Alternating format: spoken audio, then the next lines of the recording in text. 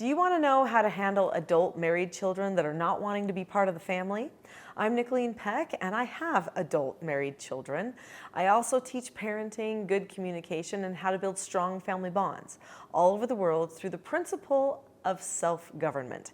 And in this video, we're talking about adult married children and how you can have success.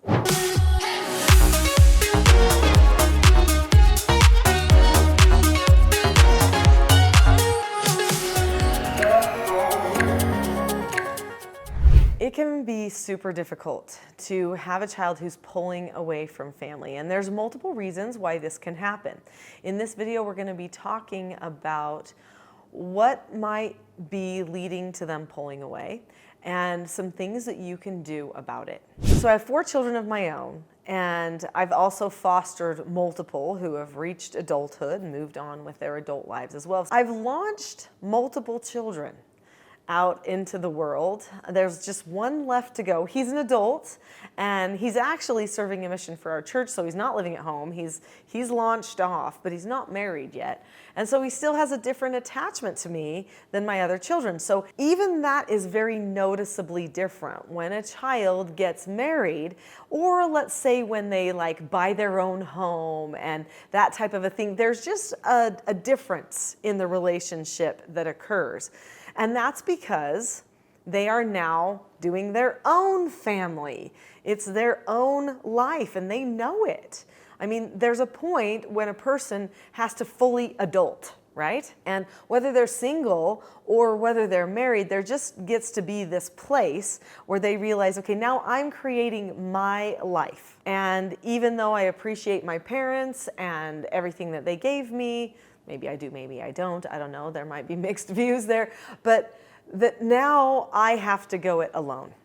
And we have to be supportive of that. This is actually a good thing. It's a good thing for them to want to go it alone. But guess what? They're going to make mistakes. But that's just part of it. I know we don't want them to make any mistakes. We want everything seamless. We want them to have the perfect lives ever. And if we could just make sure of that, that would bring us so much peace, right?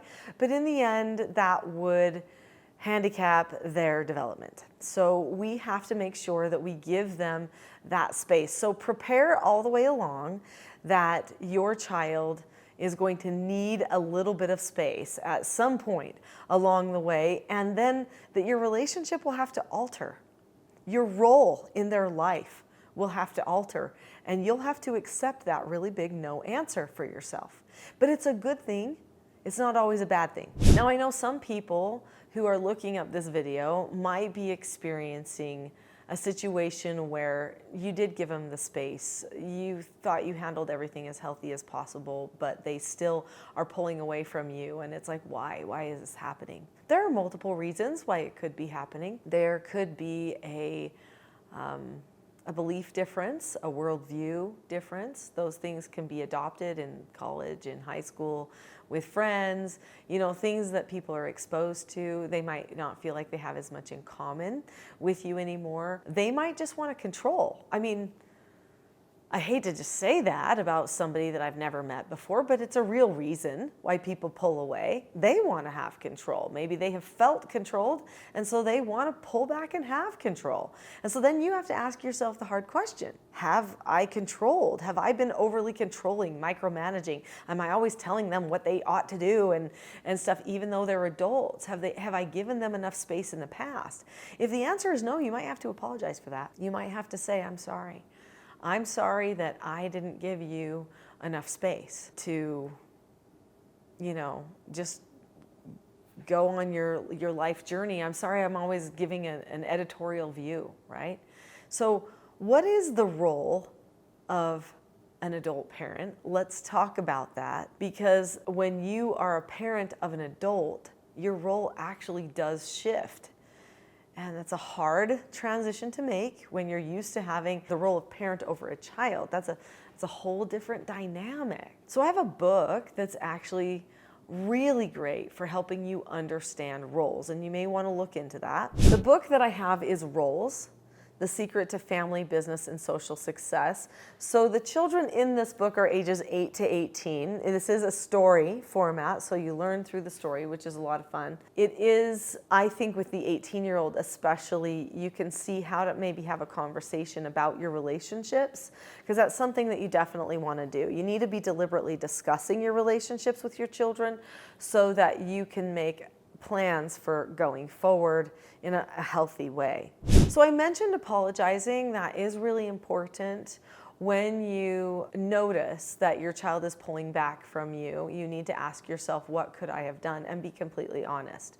So often we want to make excuses like, oh, it's the media's fault, it's the friend's fault, it's the college's fault. And true, those could be factors, because the family unit is not being protected in conversation socially like it used to be. It's not being honored. It's actually being torn down. And that mindset is going to be devastating for our culture. Many families are experiencing what you're going through, but there's also things you could have done differently, right? And sometimes when a child feels like they've been controlled, what we have to just recognize is whether we think we did or not, that's what they feel like. And so guess what? You've got to acknowledge it. You have to say, hey, I think you might be feeling like I've been really controlling, or I've been giving too many opinions about your life.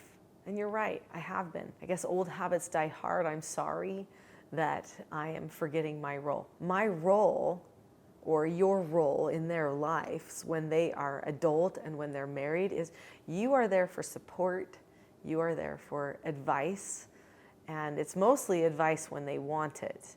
You can give advice when they don't want it too, but if you overload that, if you do too much of that, they soon won't want that either. They will just not listen to you. They need to feel like they're making decisions on their own, which means they're going to make some mistakes, so plan on that. So the very first thing I would do is I would try to arrange a conversation with the child. Now, if the child will not talk to you, then you're left with prayer.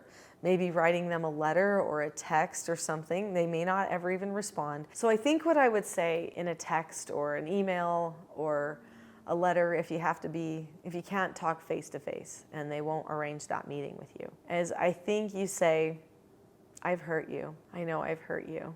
And I want to know even more about how I've hurt you. I don't think I've paid good attention to my own actions and the impact of my actions. So I hope that you will take some time to maybe tell me what I did. If we could have a conversation, that would help. But if not, I just want you to know what I understand. I've been doing some self-assessment about myself.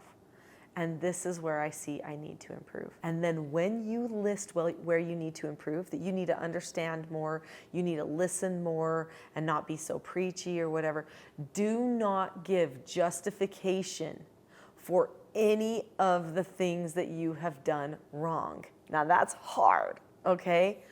Do not give justification. So don't say, I know that I have been too preachy, but I just do that because I care about you and I see that you are, no.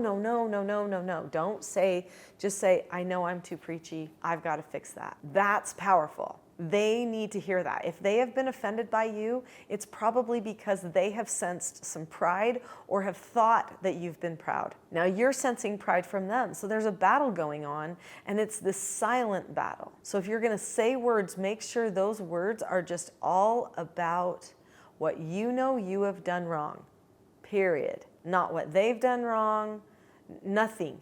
Even if they started it and you think they started it somehow, doesn't matter. When they don't want to be part of the family, oftentimes they don't come to things. That's okay. Let them have a little bit of space. Let them get that out of their system. Invite them to things, but don't nag. Don't expect them to come. That's important. Just invite. Invite, love. Every once in a while, reach out to them with a note or a thought, but don't overdo it. And let them come to you on their own terms. It's important. Acknowledge, if you can, the good things that they have done and the patience that they've shown you. And if you can't find any of that, well, then that's going to be hard. But usually there's something that they've tried to do that you can acknowledge. And then just give it time. sadly, it can take a long time sometimes. Most parents, if they are truly humble and they're truly forgiving of the child, will kind of spark a little change of heart in the child, because the child is connected to you. They watch you and they know what's going on, even if they're mad at you, even if they're feeling like you don't get it, you don't understand, or whatever it is. They still have this connection to you. And their life isn't okay so long as it's like this. It feels heavy and it feels hard. They want to put it past them too, but they also don't want to go back into what they perceive how things were before, and they're not sure they can trust for it to change. And sometimes they just need time to help them trust that it will change. And so that's going to be a hard no answer for you to accept. In the meantime, work on your own self-government. That's going to be a powerful thing. Now, if your child still will talk to you and you just don't have as much involvement as you would like, then have a conversation with them about what they'd like to see out of your relationship, out of their family relationships, what they hope to have as far as relationships go, and then share your hopes as well, and then see if you can come up with a plan where they can get their hopes and you can get your hopes, and then at that point, be very open and honest about where you know you've gone wrong. Listen, every one of us goes wrong. I've had the moments with my own adult children where I have had to say, I'm sorry, I did that wrong. Because you learn, each time. And that poor first child that leaves the nest and, goes off on their own and decides to start their own life, whether through marriage or otherwise, they really kind of have to struggle through, mom and dad struggling through that first time transition. It's hard. So, have a little bit of compassion on them. But I've had moments where I've had to say, I think I overstepped there. Sorry. I think I said too much. I'm sorry, or I should have done this better. My apologies. Always be willing to apologize. That's what adults do. You're an adult, they're an adult. Give them the respect that comes from an apology. It goes a long way. Be willing to just let it go, to drop the subject, move on. So I mentioned working on your own self-government. What I'm talking about here is actually accepting a no answer. You're accepting a no answer for your life. It's not as perfect as you would like it to be. That means it's a no to you. It feels like a no. So you need to learn how to drop the subject. You need to learn how to be calm and move on, and you need to tell yourself when to do those things. There are so many aspects of self-government that you can be working on right now so that when they are ready to come back to involvement with the family, because you've continually invited and loved from a distance and prayed at a distance for them, that you will be a different person. And maybe even some of their siblings or other people in the family that they know can say, wow, your parents have really changed. They can give them hope to try again because you have changed, because you have worked on you. You have learned the skills of self-government and used them for yourself. It's a great thing to do. So there is a class that I think would be really beneficial to you. It's a full-length class that's here on this channel, and it's called The Expectation Trap versus the Cycle for Success. So if you go to that class next, I think that's going to really help you manage your expectations and prepare to have better communication with your children. So click on the link to that video next, and we'll carry on the teaching from there.